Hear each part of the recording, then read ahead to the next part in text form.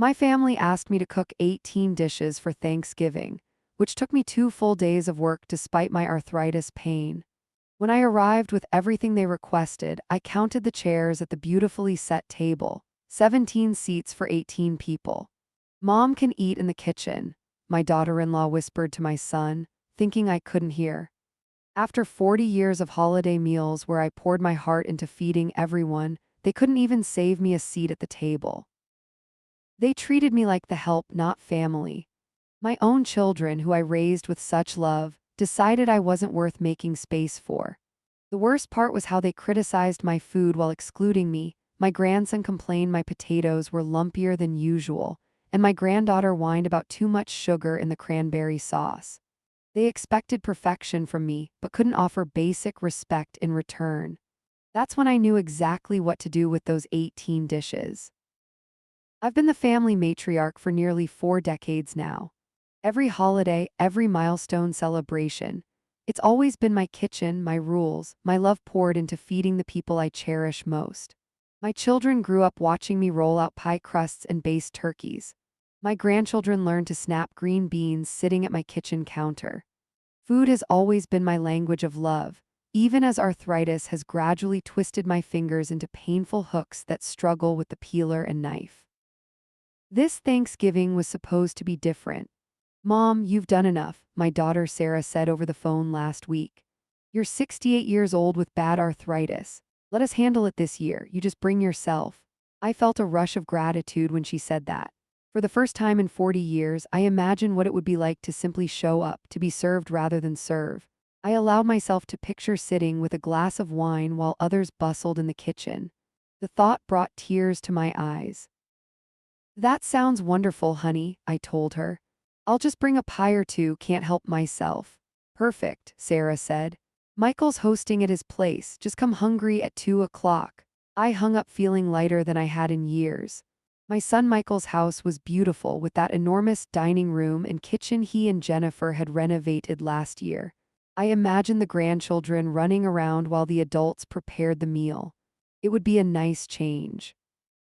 2 days before Thanksgiving, my phone rang while I was sorting through my recipe box, selecting which pies I'd bring. Mom, Sarah's voice had that tone slightly higher pitched than normal, a hint of hesitation. I hate to ask this, but is there any chance you could make your cornbread stuffing? Jennifer's trying a new recipe, but everyone's going to miss yours.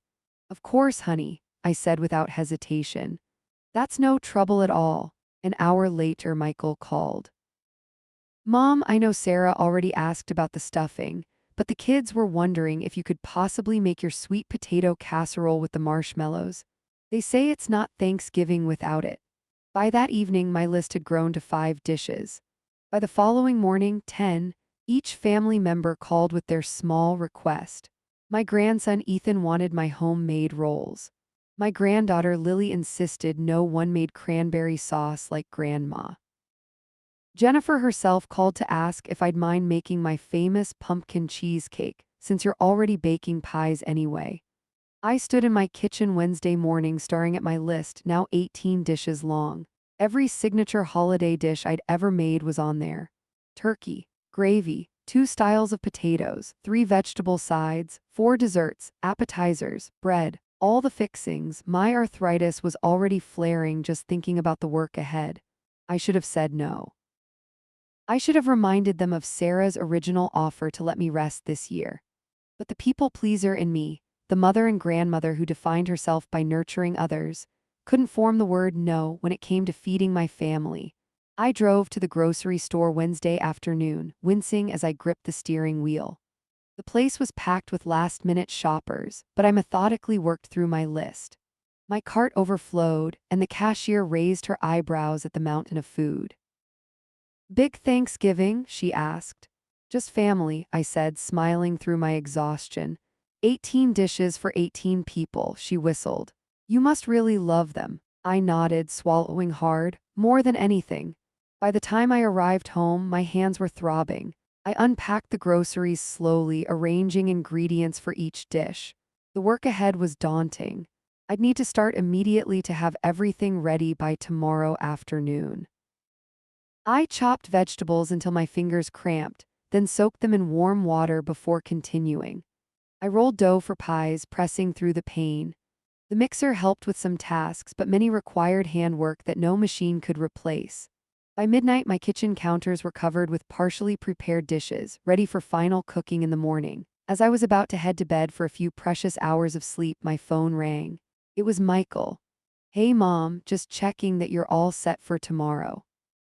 Jennifer wants to know what time you'll arrive so she can plan the timing for everything else." "I should be there around 1:30, I said, stifling a yawn. "That should give me time to warm everything up before we eat at 2. "Perfect. Oh, and Mom, we're going to be a full house tomorrow. Jennifer's parents are coming, plus her brother and his wife, and a couple of friends who didn't have plans." "That's nice, honey. Everyone should have somewhere to go on Thanksgiving." I was about to hang up when I heard Jennifer's voice in the background, not intended for my ears. "Is she bringing everything? Did you remind her about the gravy? And tell her we need her here earlier to help set up." Michael covered the phone partially, but I could still hear him reply, "Mom's got it handled. She always does." Then Jennifer's voice, clearer now. "But where are we going to put everyone? We're already at capacity with the dining table and the folding table." "We'll figure it out," Michael said, then returned to our call. "Sorry about that, Mom. Jennifer's just stressing about space. You know how she gets with hosting." "Don't worry," I assured him. "I'll be there with everything as promised." After we hung up, I stood in my kitchen surrounded by food. A strange feeling settled in my stomach. Something about Jennifer's tone and the snippets of conversation bothered me.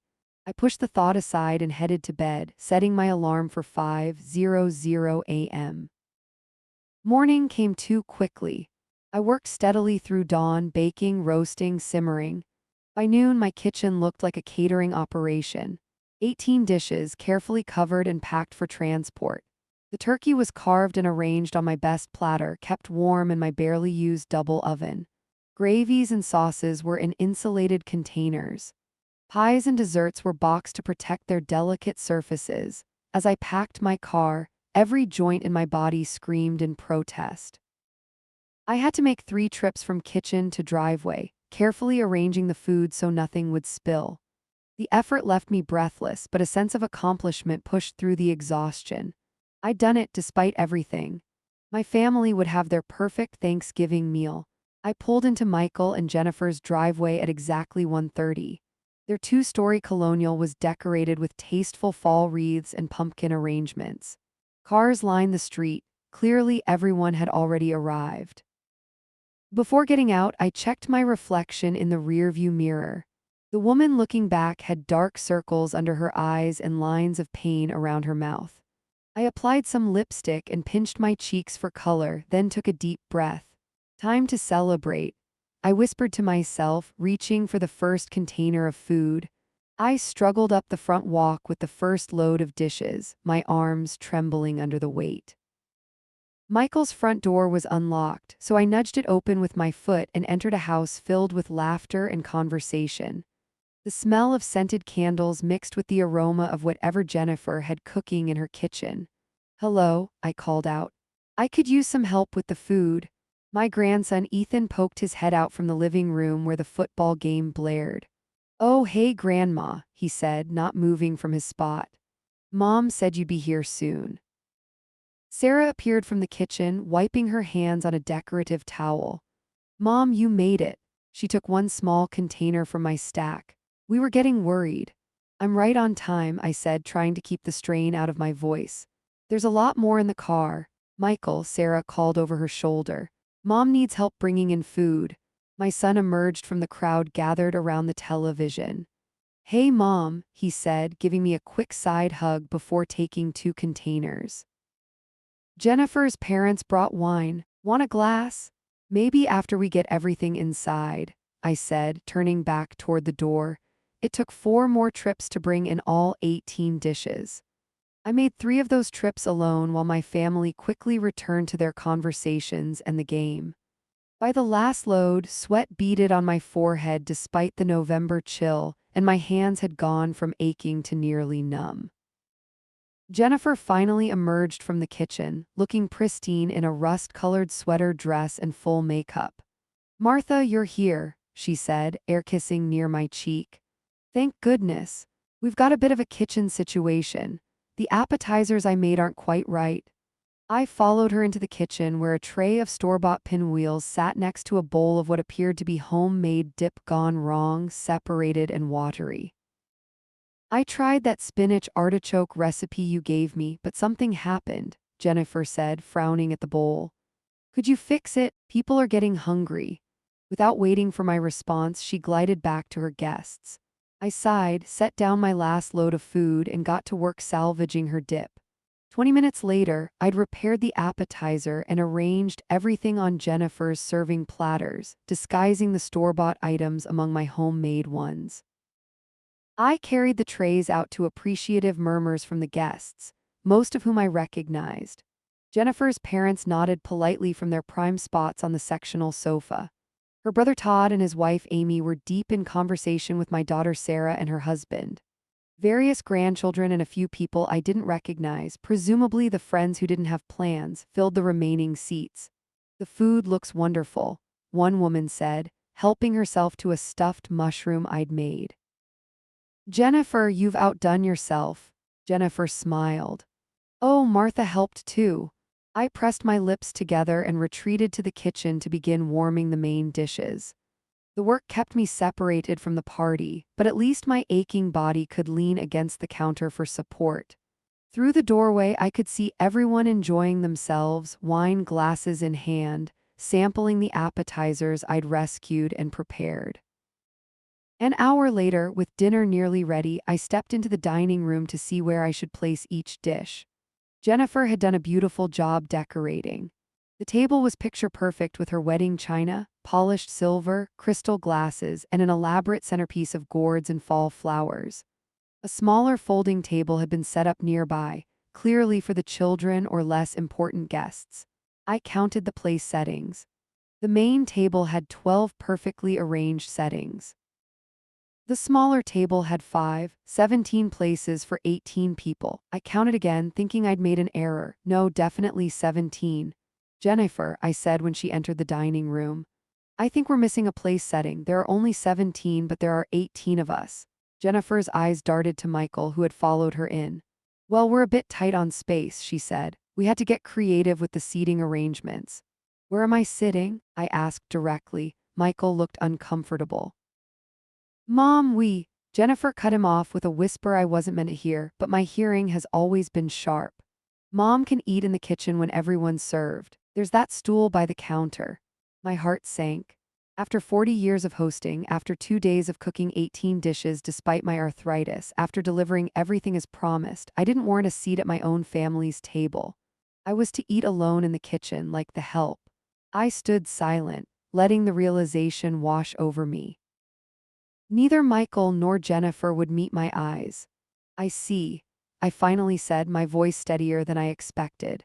Well, let's get dinner on the table then. I returned to the kitchen and began transferring food to Jennifer, serving dishes, my movements mechanical. When Sarah came in to help, I couldn't bring myself to mention the seating arrangement. Did she know? Had she agreed to it? The thought that my own daughter might have approved of my exclusion stung even more than Jennifer's whisper. The food smells amazing, Mom, Sarah said, carrying out the sweet potato casserole. Everyone's drooling out there. I forced a smile. I'm glad. One by one, the dishes I'd labored over for 2 days made their way to the tables. The carved turkey on its platter, the cornbread stuffing that had been specifically requested, the mashed potatoes with roasted garlic, the green bean casserole with the homemade crispy onions that had taken an hour to prepare. The cranberry relish made from fresh berries, oranges, and just the right amount of sugar. When everything was arranged, Jennifer called everyone to the table. I stood back, watching as my family and friends found their assigned seats, admiring the spread before them. This looks incredible, Jennifer's father said. I don't think I've seen a Thanksgiving table this impressive since my mother was alive. Let's take a picture before we dig in, Jennifer suggested, pulling out her phone. Everyone posed behind their chairs, smiling broadly. No one seemed to notice I wasn't in the frame. Martha, would you mind grabbing the gravy boat from the kitchen? Jennifer asked after the photos were taken. I think we forgot it. I retrieved the gravy, which was already on the kitchen counter in its server. When I returned, everyone was seated, passing dishes and filling their plates. There was indeed no place for me. Michael glanced up and had the decency to look embarrassed. Mom, why don't you fix yourself a plate and join us when there's room? My grandson Ethan took a bite of my mashed potatoes and frowned. These are lumpier than usual, Grandma, he said, poking at them with his fork. And there's too much sugar in the cranberry sauce, Lily added, making a face. The turkey's a little dry, Jennifer's brother commented, reaching for the gravy I still held in my hands.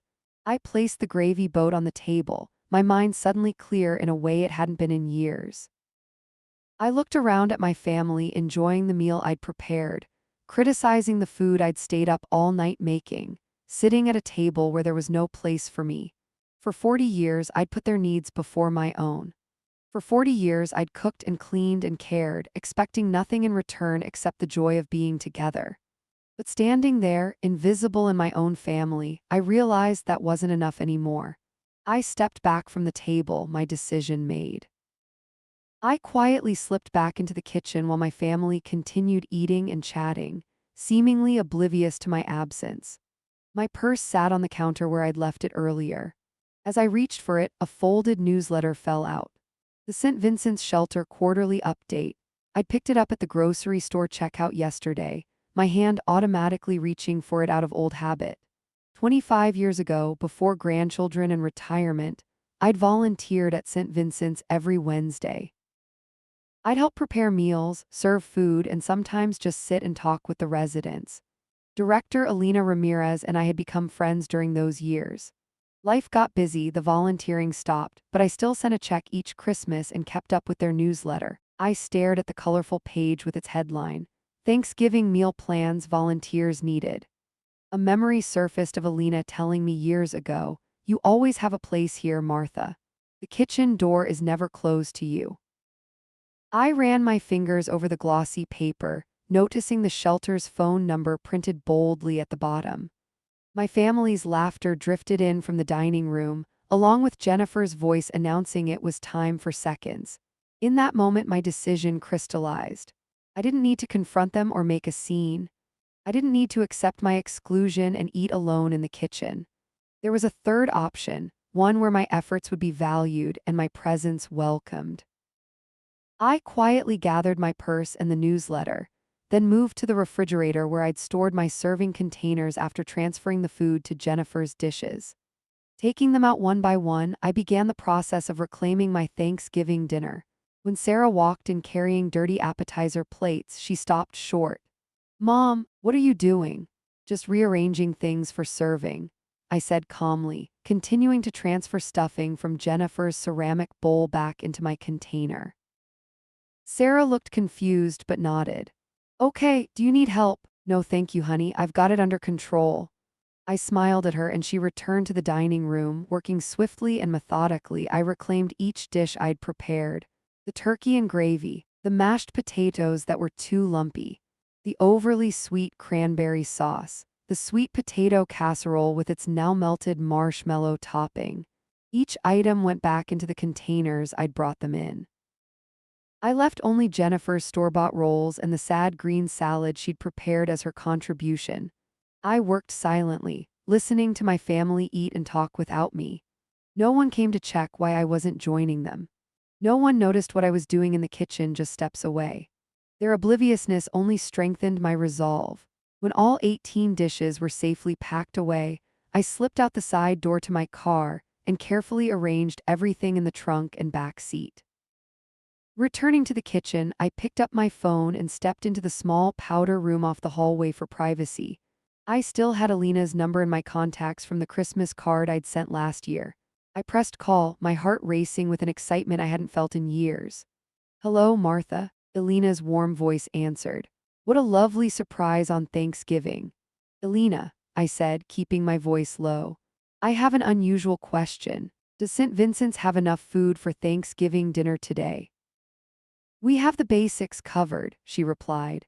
"Some turkeys donated by the grocery store, instant potatoes, canned vegetables. Nothing special, but enough that no one will go hungry." "Why do you ask?" I took a deep breath. What would you say if I told you I have 18 homemade dishes, everything from turkey to pumpkin pie, that I could bring over right now? The silence on the other end lasted only a moment before Alina responded with emotion in her voice. Martha, are you serious? That would be a miracle. I've never been more serious, I said. I'll be there in 20 minutes. How many people are you serving today? About 50, Alina said. Some homeless, some just alone with nowhere to go. Martha, I don't know what to say. This is incredibly generous. It's my pleasure, I replied, and for the first time all day I meant it. See you soon. I ended the call, took a steadying breath, and went back to the dining room doorway. My family was deep in conversation, plates half empty.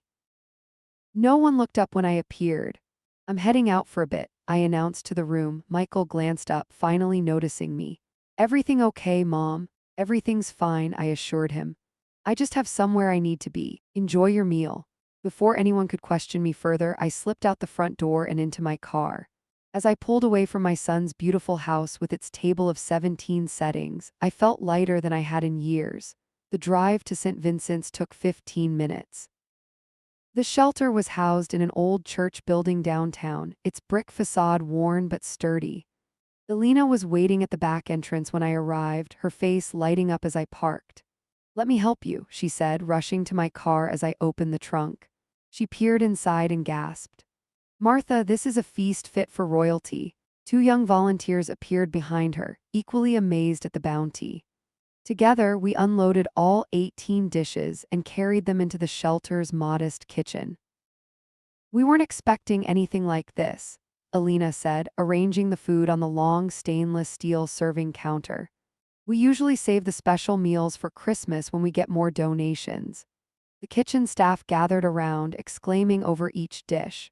An older man named Frank, who I learned was the regular volunteer cook, inspected my gravy with appreciation. This is the real deal, he said. Made from drippings, not a packet. I haven't seen homemade gravy like this in years. Alina squeezed my arm. Martha, would you like to stay and help serve? The residents will want to thank you personally. For a moment I hesitated. My phone had begun buzzing in my purse. My family had finally noticed the food was missing.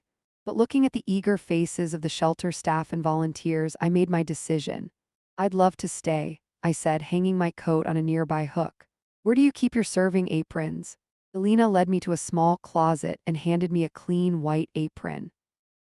As I tied it around my waist, my phone buzzed again. I silenced it without looking at the messages. We serve at 2 o'clock, Alina explained, but people have been gathering in the dining hall since noon. They can probably smell your cooking from there. She guided me through double doors into a large room with long tables set with paper plates and plastic utensils.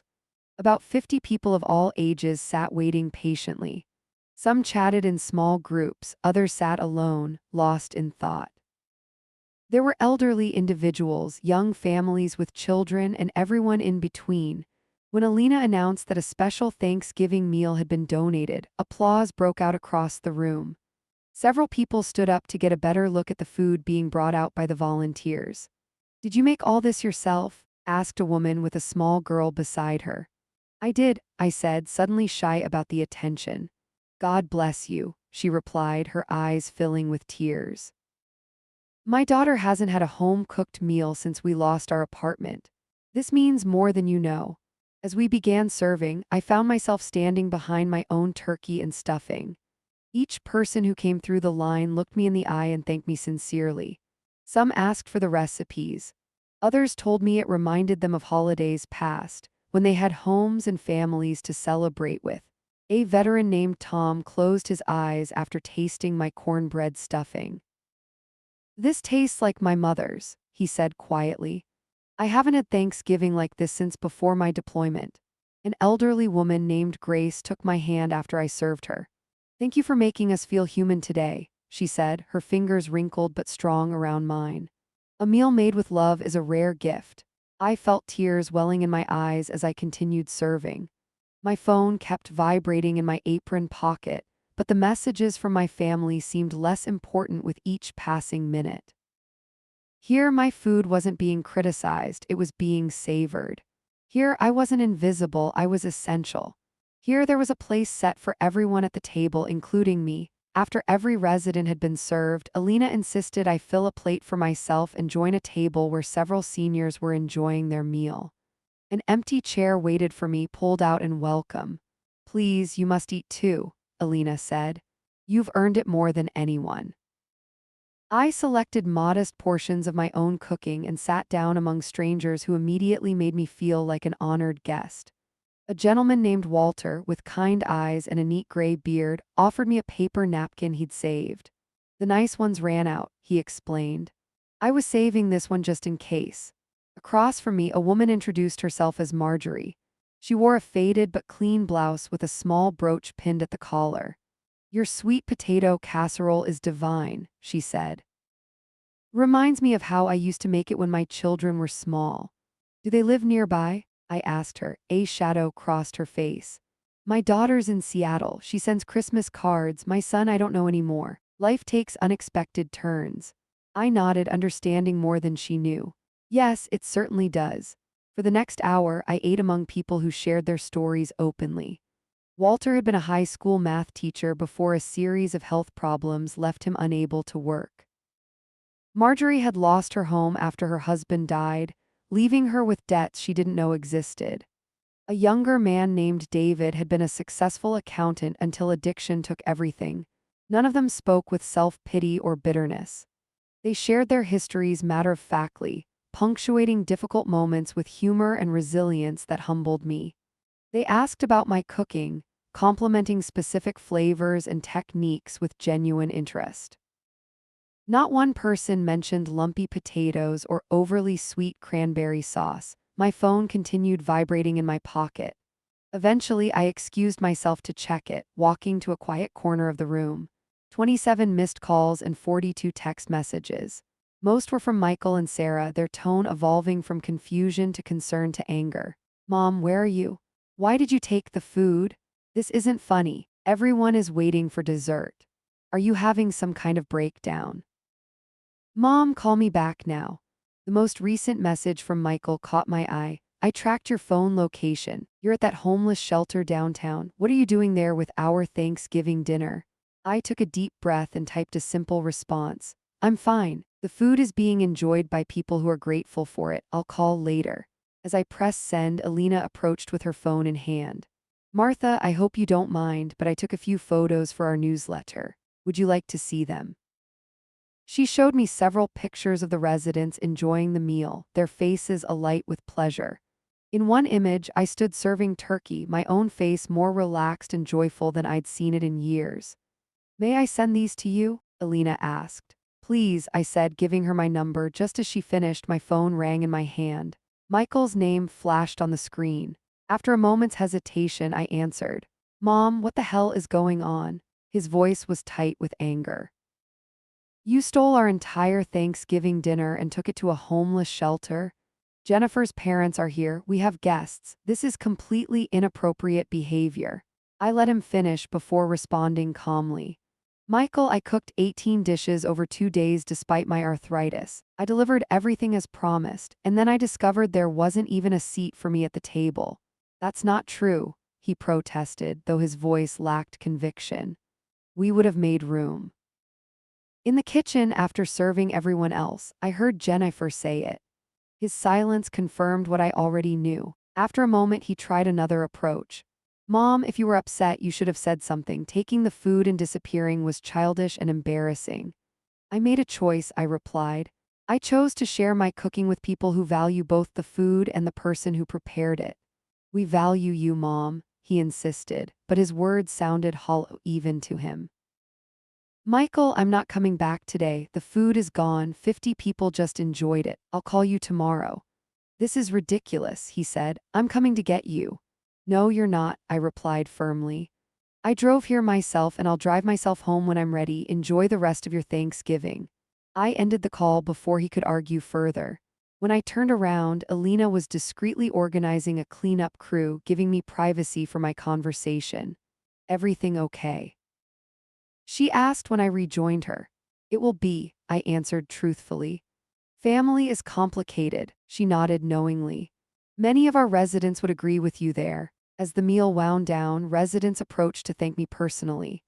A young mother brought her 2 children who had drawn thank you cards on napkins with crayons Alina had provided. An older man pressed a small carved wooden bird into my hand, explaining he'd made it himself and wanted me to have it. For someone who feeds others as you do, he said simply. I was helping with dishes when my phone rang again. This time it was Sarah. Mom, she began, her voice a mix of concern and irritation. Michael told us where you are. What's going on with you? I'm fine, Sarah, I assured her. I just made a different choice today. By embarrassing the entire family, Jennifer's in tears. The kids are confused, and Michael had to order pizza because there's literally no food left except salad. I couldn't help but laugh at the image. I'm sorry about that part, but I'm not sorry about my decision. But why, Mom? If something was wrong, why didn't you just talk to us? Would you have listened? I asked softly. When was the last time any of you really saw me not as the cook, not as the grandmother who provides, but as Martha, a person with feelings and needs of her own? Her silence spoke volumes. I counted the chairs, Sarah. 17 settings for 18 people. And when I mentioned it, your brother and Jennifer planned for me to eat alone in the kitchen. I didn't know that, she said, her voice smaller now. I swear, Mom, I didn't know. Maybe not, I conceded. But you didn't notice my absence either, did you? Not until the food disappeared. I heard her sigh deeply. I don't know what to say except I'm sorry. We've taken you for granted. Yes, you have, I agreed. For a long time, but that's partly my fault too. I've allowed it. Are you coming back? She asked. Not today. I'm going home after I finish helping here. I'm tired and my hands are killing me from all the cooking. Can I come see you tomorrow? Her voice had softened, the anger replaced by genuine remorse. Yes, I said, I'd like that. After we hung up, I finished helping with the cleanup. Alina hugged me tightly before I left, pressing a St. Vincent's volunteer application into my hand. No pressure, she said with a smile. But we'd love to have you back, even occasionally. You brought magic to our Thanksgiving today. I tucked the application into my purse, already knowing I'd fill it out. Thank you for making room at your table, I told her. The shelter residents waved goodbye as I left, many calling out final thanks and blessings. I carried their gratitude with me like a warm blanket as I drove home in the fading afternoon light. My house felt peaceful when I arrived, not empty. I ran a hot bath for my aching hands and reflected on the day's events. For the first time in decades, I'd chosen my own needs over my family's expectations. The result wasn't the disaster I might have feared. No one had died. No permanent damage had been done. Even the difficult conversations with Michael and Sarah had ultimately been necessary ones. My phone chimed with a message from Alina, the photos she'd promised. I scrolled through them, smiling at the images of joy and community. In one particularly touching shot, I sat at a table surrounded by my new friends, laughing at something Walter had said. Unlike at Michael's house, I was clearly visible, clearly present, clearly valued. On impulse, I forwarded this photo to both Michael and Sarah with a simple message. This is where I found my place at the table today. Then I silenced my phone, eased into the hot bath, and let the warmth soothe my tired body. Tomorrow would bring more conversations and probably some conflict. My children would need time to adjust to this new version of their mother, one who had finally learned to stand up for herself. But tonight, I felt at peace with my choice. I had not confronted my family or accepted my exclusion. Instead, I had found a third option that honored both my work and my worth. Sometimes I realized you have to leave the table to finally be seen.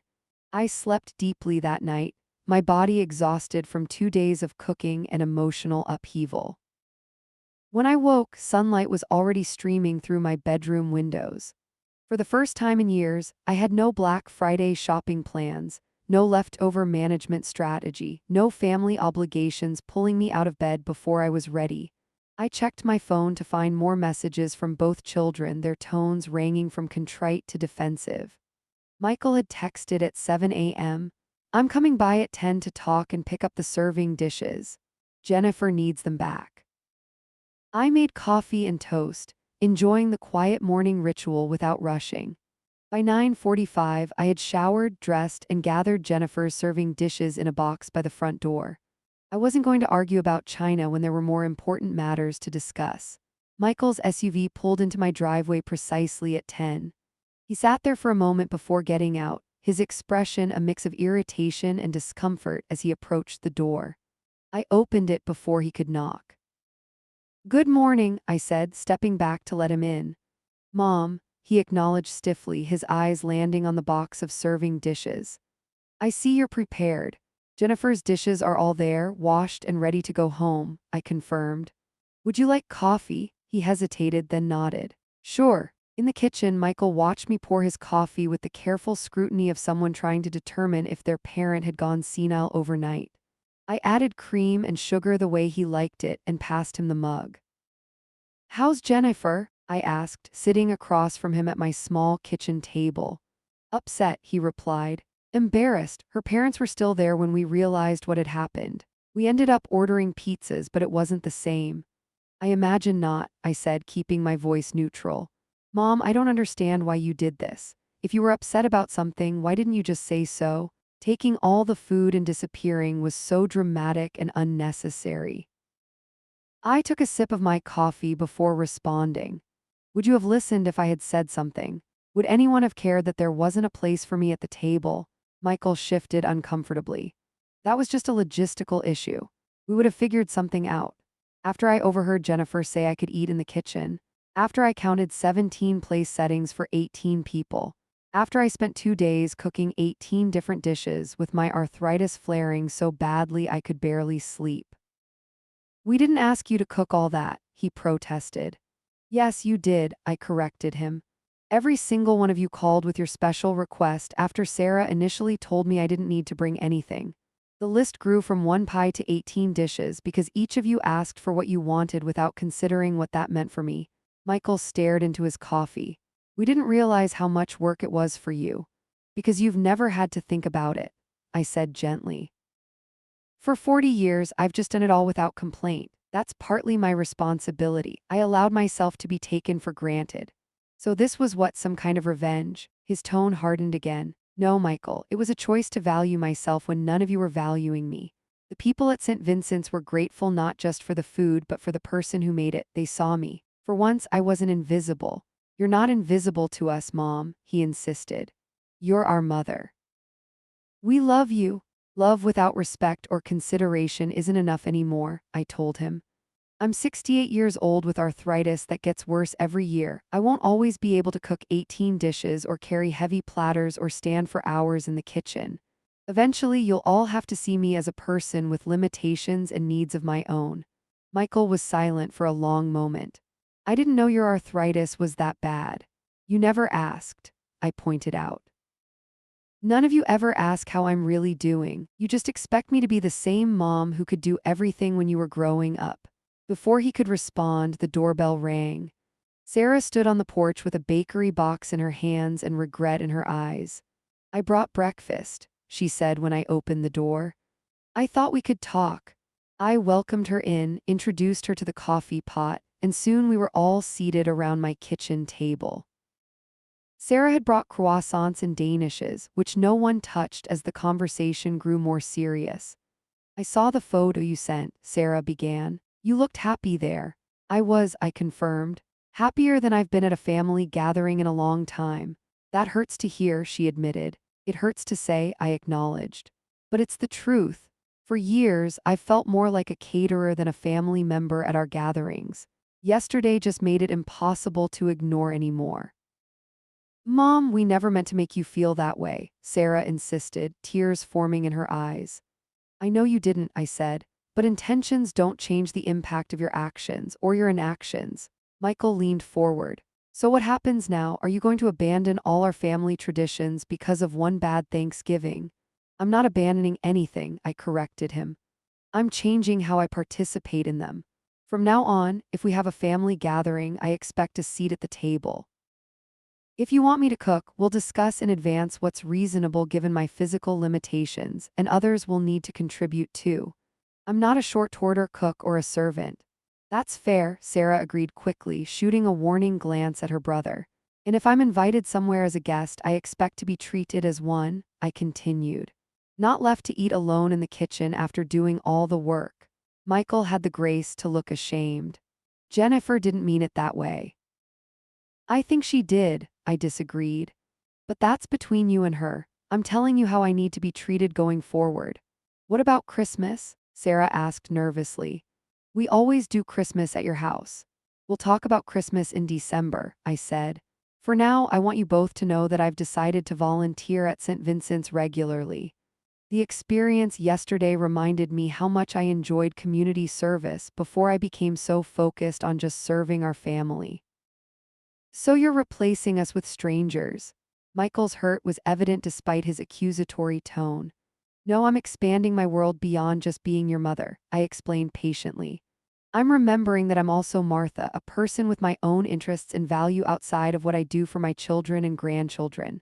Sarah reached for my hand across the table. I'm sorry, Mom, I really am. We should have seen what was happening. Michael remained silent, his struggle visible on his face. I'm not angry anymore, I assured them both. I'm just clear about what needs to change. I love you both very much, but I also need to love myself enough to speak up when I'm being mistreated or taken for granted. What should we tell the kids about what happened? Sarah asked. The truth, I said simply. That grandma realized she needed to be treated with more consideration, and she found a place where her contribution was valued when it wasn't at home. Children understand fairness better than adults sometimes. Michael finally spoke up. I'll talk to Jennifer. She was out of line and I should have said something when I heard her comment about you eating in the kitchen. Thank you, I said. That means a lot. As they prepared to leave an hour later, Sarah hugged me tightly. I'll call you about getting together next week, just us, she promised. Michael's hug was briefer but sincere. I'm sorry, Mom, we'll do better. I watched them drive away, feeling drained but at peace. Setting boundaries was exhausting work but necessary. For the first time, I'd advocated for myself instead of silently accepting whatever scraps of consideration my family offered. My phone chimed with a text from Alina. Our residents are still talking about yesterday's meal. You brought so much joy. The volunteer application is waiting whenever you're ready. I smiled and typed back. I'll bring it by next week. Save me a seat at the table. The 3 months following Thanksgiving brought more changes to my life than the previous decade. I submitted my volunteer application to St. Vincent's the following week, and soon found myself spending Wednesday afternoons in their kitchen, working alongside Frank and other regular volunteers. My hands still ached with arthritis, but there was something different about cooking there. The work felt meaningful in a way that had been missing from my family obligations. Alina suggested I teach a cooking class for residents transitioning to independent living, focusing on nutritious meals on a budget. The first class drew only 3 hesitant participants, but word spread quickly. By January, I had a regular group of 8 eager students who called me Chef Martha despite my protests. You're teaching us more than recipes, explained Darlene, a soft-spoken woman working to rebuild her life after leaving an abusive relationship. You're showing us we can create something good with our own hands. My relationship with my family evolved too, though not without growing pains. Jennifer kept her distance, communicating only through Michael for the first month. The grandchildren were confused by the sudden change in dynamics but adapted quickly to our new normal. Sarah made the most sincere efforts to rebuild our relationship. She began visiting weekly, sometimes helping with household tasks I found increasingly difficult. During one such visit in January, she noticed me wincing as I reached for a book on a high shelf. Mom, have you seen a doctor about your arthritis lately? She asked. Not for a while, I admitted. It's just part of aging. Sarah insisted on booking an appointment and driving me there. The rheumatologist prescribed new medication and recommended physical therapy, both of which made a remarkable difference in my daily pain levels. It touched me deeply that Sarah had noticed my discomfort, when for years everyone had simply accepted my limitations as inevitable. Michael's journey was more complicated. Our conversations remained somewhat strained through December, though he dutifully called twice a week. At Christmas, which we celebrated with a catered meal at Sarah's house, he watched me carefully, as if expecting another dramatic departure. The breakthrough came in late January when his car broke down near my neighborhood. He called asking if he could wait at my house for the tow truck. I just made soup, I told him. Come warm up. He arrived looking harried and cold. I served him homemade vegetable soup and fresh bread, then sat across from him with my own bowl. This is really good, Mom, he said after a few spoonfuls. Thank you, it's nothing fancy. That's not what I meant, he replied, setting down his spoon. I mean, it's good to just sit with you and eat something you made without all the pressure and expectations. I smiled. It is, isn't it? Michael took a deep breath. I've been thinking a lot about Thanksgiving and everything you said afterward. I didn't want to admit it, but you were right. We've all been taking you for granted for years. It's a pattern we all participated in, I said gently. Maybe, but it doesn't make it right. He stared into his soup. Jennifer and I have been talking about it in counseling. This surprised me. You're in counseling? He nodded. Since December, turns out we have a lot of issues besides just how we treated you at Thanksgiving. That was more of a symptom than the cause. I'm proud of you for getting help, I told him sincerely. Jennifer still finds it hard to talk about what happened, he admitted. Her family always had very strict roles for women, and she thinks she failed as a hostess when you took the food. But our therapist is helping her see things differently. I never meant to hurt her, I said. I just couldn't stay in that situation anymore. I know that now, Michael replied. And for what it's worth, I'm sorry I didn't stand up for you when I heard her comment about you eating in the kitchen. I should have said something right then. His apology, so specific and genuine, meant more than all the generic I'm sorries from the past months. I reached across the table and squeezed his hand. Thank you for saying that, it matters. By February, the ice had thawed enough that Jennifer agreed to meet me for coffee. Our conversation was awkward but civil, with careful politeness on both sides. She didn't apologize directly, but as we parted, she said something that suggested real reflection. Michael tells me you're teaching cooking classes at that shelter, she said. That sounds really meaningful work. It is, I confirmed. I feel useful there in a different way. She nodded. I think I understand that. Sometimes it's hard to find your purpose when everyone just sees you as someone's wife or mother. It wasn't much, but it was a beginning. As Easter approached, I found myself thinking about hosting a family dinner again, but differently this time. After discussing it with Sarah and Michael separately, I decided to invite just their immediate families, keeping the gathering small enough to fit comfortably around my dining table.